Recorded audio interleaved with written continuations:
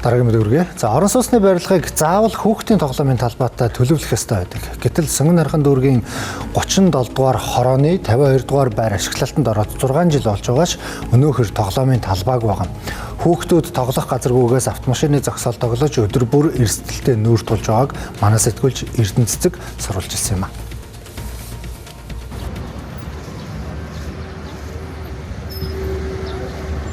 За үзэгчдээ бид Содон хорооллын урт талын зорчигч Тээвэр 2 нэгтгэлийн хашаанаас мэдээлэл хүргэж байна. Тэгэхээр миний ард харагдаж байгаа энэ 52 дугаар байр бол нийт 200 гаруй оршин суугчдтай. Яг одоо энэ газарт бол хүүхдийн тоглоомын талбай барихаар анх зураг төсөл тусгасан. Гэвч өнөөдрийн байдлаар тоглоомын талбай бус хоосон газар байгааг та бүхэн харж байна. Мөн барилгын эргэн тойронд бол автомашины зам мөн хашаагаар хүрээлэгдсэн учраас хүүхдүүд тоглох ямар ч нөхцөл боломжгүй. Иймээс хүүхдүүд автомашины зам дээр тоглохоос өөр аргагүй болдог. Ингэж тоглох явцдаа автомашин дайруулах өндөр эрсдэлтэй байгаамаа. За тэгэхээр хүүхдийн тоглоомын аюулгүй байдалтай холбоотой асуудлаар бид цуврал сурвалжлага бэлтгэж байгаа. Энэ сурвалжлагыг дагнан бэлтгэж байгаа сэтгүүлч Эрдэнэ Цэцэг өнөөдөр студид ажиллаж байна. Орой мэнд хүргэе. За орой мэнд хүргэе. За яг сая бол үзэгчдэд газар дээрх нөхцөл байдлыг харууллаа шүү дээ. Илүү тайлбар, илүү дэлгэрэнгүй мэдээлэл өгч. За тэгэхээр энэ 52 дугаар байр бол нийт 200 гаруй оршин суугчдтай. Яг хүүхдүүдийн тоо бол 200 гаруй, нийт 155 айл байдаг.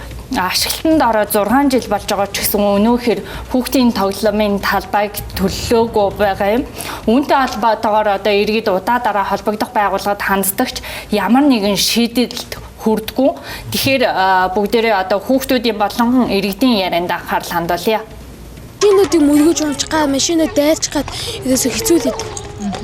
Тоглоход хэцүү, тэгээд ийш тийшээ гүүхээр хөл гараа шалблаа, тэгээд байр тойронгууд чулуун мол өгтөөдөг. Тэгээд яаж тоглох учраа мэддэг. Хэцүү байна уу? За тэгээд тэр хар байр руу явна. Тэгээд зам гарна. Тэгэл нэг шороогоор билүү хийгээл тоглолцдог. Балбал тоглож байхдаа тэгээд дайруулах яг шахажсэн. Би ч бас нэг сургууль руугаа найзтайгаа явгаа бас жоохон дайруулах гэж байгаа. Машин энүүгээр хэр их явдаг вэ? Чи ямар тоглоомын талбайтай болохыг хүсдэг вэ? Гэрэгэн доор. Орсон суугчдын хүүхдүүд тоглох гадаа талбай байхгүй, машин бас багтахгүй, хүүхдийн тоглоом бол орсон суугчдын орон сууцыг барьж хүлээлгэж өгч байгаа. Тэрийг хүлээж авдаг одоо улсын нэг ямар комиссэлээ барилга хүлээж авдаг. Тэр хүмүүс нь яагаад авдаг юм те, яаж игээд болчдөг юм бөө мэд.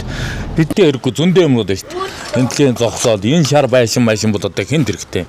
Нураагаад хүүхдийн талбай хийлгмээр байна. Одоо ингээл энэ хүүхдүүд энд ингээд орой үуч тоглоно. Хатуу солсын саадал хатуу зөндөө явна. Тэгээ бөмбөгөө иш оруулж авч чадахгүй. Тэгээ уулнууд энэ Ташванжил гэж нэг том газар байгаа шүү дээ. Энэ чинь уул манай газар гохгүй юу. Тэгээ нөгөө газрын өмчлөл явах гэхээр авч чадахгүй. Машины зогсоод бүр дүүрсэн эргэж бодоход хүүхдийн тоглоомын талбайтай болмоор байдаг.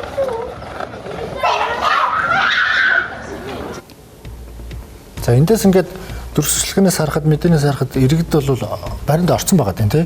Ашиглалтанд орцсон байгаа тийм улсын комисс хүлээгээд авсан байна гэсэн үг шүү дээ. Гэвтэл улсын комисс тоглоомын талбай хийгээгүй барилгыг хүлээж авах ёсгүй байдаг. Ямар барилгын компани нэг барьсан юм бэ? За тухайн барилгыг болохоор Оюут Construction гэдэг компани барьсан. Иргэд удаа санал гаргахад шийдэж өгнө, одоо удахгүй шийдлээ гэдэг байдлаар явж исэн ч гэсэн өнөөхөр ашиглалтанд ороогүй байгаад хамгийн гол асуудал нь одоо улсын комисс ажиллаад байхад хүлээж авч ийна гэдэг нь хамгийн том ноцтой асуудал байгаа. Иргэд ч гэсэн үүнд гайхаж байгаа. Яагаад одоо тоглоомын талбайгүй хүүхдийн тоглоомын талбайгүй газрыг хүлээж авчих уу гэдэг нь иргэдэд ч гэсэн асуулт хэвээр байгаа. Үүнтэй холбоотойгоор иргэд нийслэлийн хяналт шалгалтын газарт бол удаа дараа хандсан. Нийслэлийн хяналт шалгалтын газараас бол удаа дараа нөгөө компанид одоо яаралтай хүүхдийн тоглоомын талбайг шийдэж өгөх үүрэг даалгавар өгдөг. Шийдэж өгнө гэж явсаар 6 жил болсон. Түүнчлээ одоо тухайн газар нь бол зорчигч Тээвэр нэгтгэл 2 орон нутгийн өмчит аж ахуйн тооцоод үйлдвэрийн газрыг оршин суугчдын ч мөн тэнд ажилладаг хүмүүс байгаа юм. Тэгээд эргэн тойронд бол автомашины зогсоол хүүхдийн тоглоомын талбай байгуулах боломжтой бол зөндөө олон газар байгаа. Гэвч тухайн газрууд бол нийтийн эзэмшлийн газар учраас хүүхдийн тоглоомын талбай байгуулах боломжгүй гэдэг.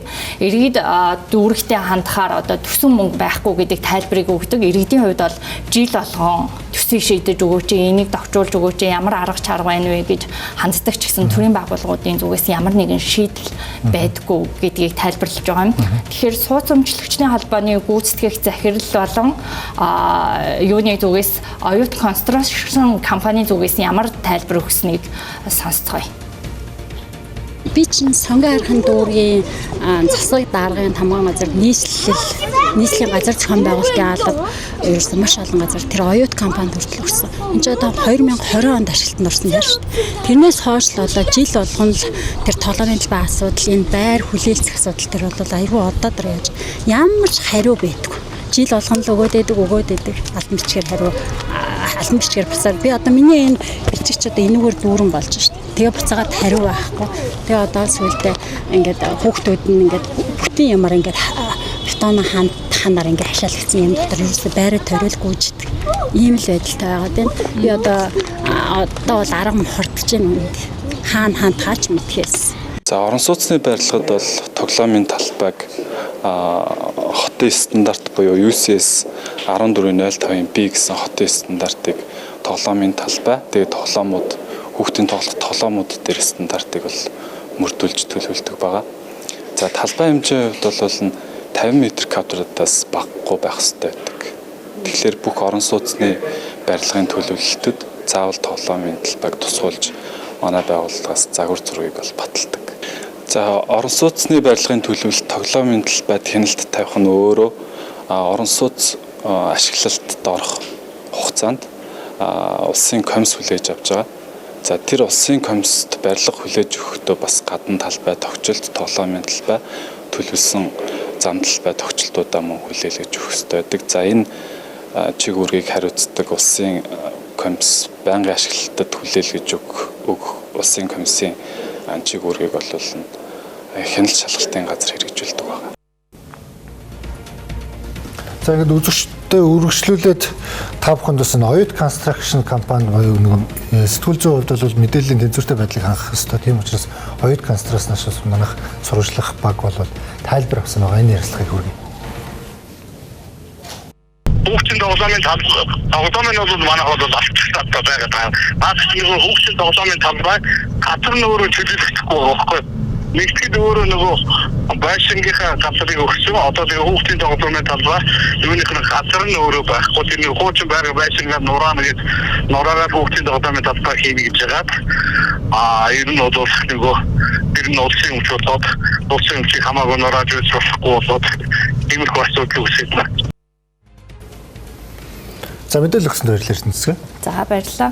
За ер нь бол төрийн байгууллага хяналт шалгалт хийх ёстой, үүрэг хариуцлагагүй биелүүлж байгаа энэ асуудлаас болж иргэд ямар ойлгомжгүй байдалд орж хохирж байгаа талаар үзэгч та бүхэнд бас жишээ болгон харууллаа. Энэ асуудлын талаар манай сурвалжлах баг бол араас нь хөөцөлтөд дахин үр дүн гартал нь явах болно.